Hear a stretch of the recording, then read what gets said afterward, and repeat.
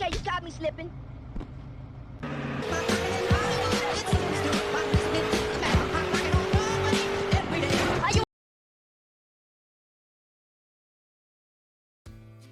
ជំរាបសួរមកជួបខ្ញុំសិតធីសូថ្ងៃនេះខ្ញុំនឹងបង្ហាញពីរបៀបលេងហ្គេមស៊េរីចាស់ PS2 នៅលើទូរស័ព្ទដៃបានខ្ញុំបង្ហាញនេះគឺលើទូរស័ព្ទដៃ Android អញ្ចឹងដើម្បីយើងអាចធ្វើការដំឡើងហ្គេមហ្នឹងនៅលើទូរស័ព្ទបានគឺយើងត្រូវមាន3ចំណុចទី1គឺយើងត្រូវដំឡើងកម្មវិធី Aster SX2 ជា file APK ដែលយើង download ចេញពីអ៊ីនធឺណិតដោយសារក្នុង Play Store អត់ទាន់មានហើយទី2យើងត្រូវទាញយក BIOS PS2 ពី version ណាមួយដើម្បីយើងអាចធ្វើការដំឡើងជាមួយនឹង Aster SX2 នឹងបានទី2គឺយើងត្រូវទាញយក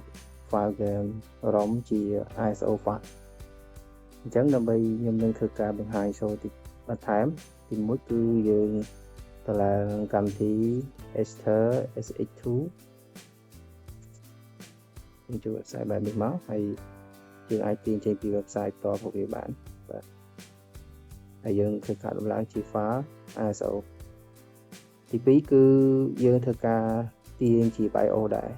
គឺវាដាក់នៅលើនឹងដូចគ្នាបាទយើងអាចចុចទៅលើនេះមកហើយយើងអាចទៅធ្វើការទាញនៅ BIOS file អញ្ចឹង BIOS file គឺវាមានតាម version វាជាBIOS version ជប៉ុន version USA ឬក៏អឺរ៉ុបជាទូទៅបើសិនបើយើងយក BIOS version ជប៉ុនវានឹងបង្ហាញជាភាសាជប៉ុននៅលើពេលយើងចង់ run នៅ console ហ្នឹងBIOS download ទៅ ROM game ឲ្យហើយយើងចាប់តាមធ្វើការតម្លើង setup អញ្ចឹងយើងបើកចូលក្នុងកម្មវិធី Aster SX2 យើងថតដែលយើងបានតម្លើងទៅមកបន្តមកទៀតយើងចុចពី next ទៀតដល់កន្លែងនេះយើងយកជា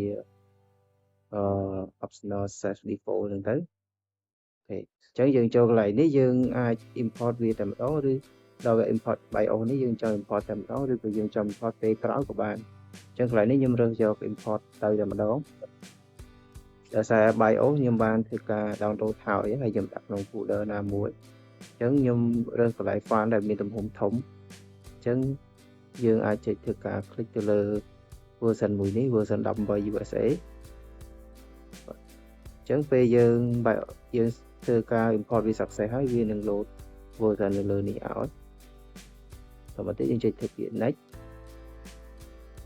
ត្រង់កន្លែងនេះយើងអាច select game directory ជា file ដែលយើង download file game ដែលយើង download ដូចជា GTA ឬ Assassin's ឬក៏ Go over អីចឹងទៅដែលយើង download ជា ISO file ហើយយើង store នៅក្នុងទូរស័ព្ទរបស់យើងដាក់ folder ដាក់អីចឹងអញ្ចឹងកន្លែងនេះខ្ញុំធ្វើការ add វាទៅតែម្ដង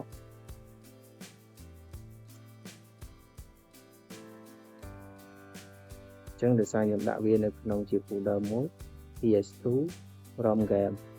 អញ្ចឹងកន្លែងនេះខ្ញុំដាក់យកនេះជា file game ដែលខ្ញុំ download ISO មានសារ address មាន Mortal Kombat WE អញ្ចឹងទៅតមកទៀតយើងចុចលើពាក្យថា use this folder ហើយយើងធ្វើការ allow វាដើម្បីវាអាច access បានបន្តមកទៀតយើងអាចធ្វើការចុច next អូខេអញ្ចឹងយើងបានធ្វើការ set up complete ហើយឥ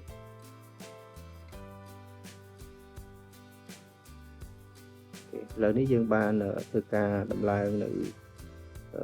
file game នឹងចូលរួចរាល់ហើយប៉ុន្តែវាត្រូវការយើងធ្វើការ set up កន្លែងមួយចំនួនដូចជាយើងធ្វើការ add cover ឬក៏យើងធ្វើការ add cover ទៅលើ game មួយទេហើយយើងធ្វើការ config ចំណុចមួយចំនួនអូខេអញ្ចឹងនេះយើងបានធ្វើការដំឡើងហើយក៏ប៉ុន្តែយើងក៏ត្រូវការរៀបចំនៅចំណុចមួយចំនួនដែរដូចជាយើងធ្វើការរៀបចំនៅកម្លាំងនិពន្ធ graphic ឬក៏យើងត្រូវការរៀបចំនៅ system មួយចំនួនយើងចង់ឲ្យវា show ឲ្យយើងចង់ឲ្យវា add speed ឲ្យធំជាងនេះឬក៏ទាបទៅតាម ទូរស័ព្ទរបស់យើង device របស់យើងសម្រាប់ device ខ្ញុំបង្ហាញនេះគឺប្រើទៅលើ CPU Agent Series អញ្ចឹងវានៅកម្រិតមួយរៀងគួរសមដែរអញ្ចឹងយើងអាចធ្វើការកំណត់ graphic បានហើយកន្លែង GPU render នេះយើងអាចយកជា Vulkan នឹងវិញកុំយកជា OpenGL ហើយ upscale នេះគឺសំដៅលើយើងចង់ឲ្យវា upscale ដល់កម្រិតណាជាទូទៅលេខកាន់តែធំវានឹងបង្ហាញរូបភាពកាន់តែម៉ត់ជាងមុនប៉ុន្តែក៏អាស្រ័យលើកម្លាំងម៉ាស៊ីនយើងដែរបើកម្លាំងម៉ាស៊ីនយើងខ្សោយពេកយើងអាច upscale វាឲ្យបានខ្ពស់ជាងនឹងទេអញ្ចឹងសម្រាប់ទូរស័ព្ទនេះខ្ញុំយក upscale វា 2x native ចឹងទៅហើយយើងអាចធ្វើការកំណត់នៅ aspect ratio បានអានឹងតកតងជាមួយនឹងកម្រិតបង្ហាញយើងចង់បាន 4x3 ឬក៏ standard ឬក៏វាពេញ screen បាទហើយក៏យើងអាចធ្វើការកំណត់ shape boost របស់វាយើងអាចបន្ថែមពណ៌ពន្លឺ contrast ឬក៏ saturation របស់វាបាទហើយមានចំណុចមួយទៀតគឺទៅលើ controller ដែរបាទអញ្ចឹងជាទូទៅយើងត្រូវ set up នៅ layout controller វាមួយតង់ទៀតអញ្ចឹងយើងធ្វើការចុចទៅលើ tray 3ដូចគ្នាហើយ controller setting អូខេអញ្ចឹងជាទូទៅ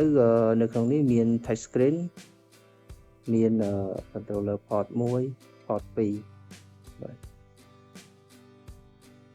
អញ្ចឹងជាទូទៅបើសិនបើយើងមានជា diagram យើងអាចធ្វើការភ្ជាប់ diagram របស់យើងជាតាមរយៈ Bluetooth អញ្ចឹងទៅយើងអាច connect ឲ្យវា map ទៅលើ port 1អញ្ចឹងទៅតែបើសិនបើយើងមាន diagram ផ្សេងទៀតប៉ុន្តែយើងភ្ជាប់ជា USB យើងអាចកំណត់ទៅលើ USB port ទៅតាមនឹងដូចគ្នាបាទអញ្ចឹងខ្ញុំបង្ហាញទៅលើ touch screen សិនអញ្ចឹង touch screen នេះយើងអាចកំណត់វាជា dual analog ព្រោះជាទូទៅ diagram PS2 វាមានប្រដាប់កង្វល់មានកង្វល់ហ្នឹងមានខាងឆ្វេងហើយនិងខាងស្ដាំ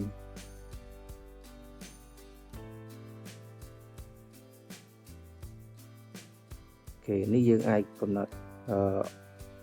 auto high delay ឬក៏យើងចង់ឲ្យវា high ពេលយើងភ្ជាប់ជាមួយនឹងយើងចង់ឲ្យវាបិទពេលយើងភ្ជាប់ជាមួយនឹង controller Bluetooth ឬក៏ vibrate and press អីយើងអាចធ្វើការកំណត់បានបាទតែយើងប៉ះទៅឲ្យវាញ័រឬអីចឹងទៅ enable game យើងឲ្យបើកឲ្យវាពេលណា game ឲ្យវាត្រូវមានរំញ័រមានអីដូចតែ game យើងអាចកំណត់ទៅតាមនឹងដូចគ្នាអញ្ចឹងខ្ញុំធ្វើការបើក game នេះមួយចុះអញ្ចឹងពេលយើងបើកដំបូងគឺវានឹង load ដៃបែបនេះអញ្ចឹងយើងអាចធ្វើការ custom ខ្លួនឯងបានយើងអាចចុចទៅលើយើងអាចចុចទៅលើ first game នេះហើយយកពាក្យថាយកសញ្ញា diagram នេះមកហើយយើងអាចធ្វើការកំណត់លើនឹងផ្ទាល់តែម្ដងយើងមានជាយើងចង់ add ប៊ូតុងថែមបាទដូចជាប៊ូតុង L3 R3 ឬក៏យើងកំណត់ macro ទៅតាមហ្នឹងឬក៏យើងចង់ធ្វើការ move button យើងអាចធ្វើការ move button តាមនឹងបានតែបើសិនបើយើងចង់ edit វាតទៀតយើងចុចទៅលើពាក្យថា edit នេះ edit menu ហើយយើងចង់ resize ឬក៏អីចឹងទៅឬក៏ change ឬក៏អី reset layout ឡើងវិញបើករណីថាឥឡូវយើងចប់ហើយយើងអាចធ្វើការ exit editor យើងធ្វើការ save ឲ្យយើងអញ្ចឹងដើម្បីយើងធ្វើការចាក់ចេញពី game វិញយើងអាចចុច back វាមកហើយចុចពាក្យថា exit game អញ្ចឹងការបង្ហាញខ្ញុំមានតែប៉ុណ្្នឹង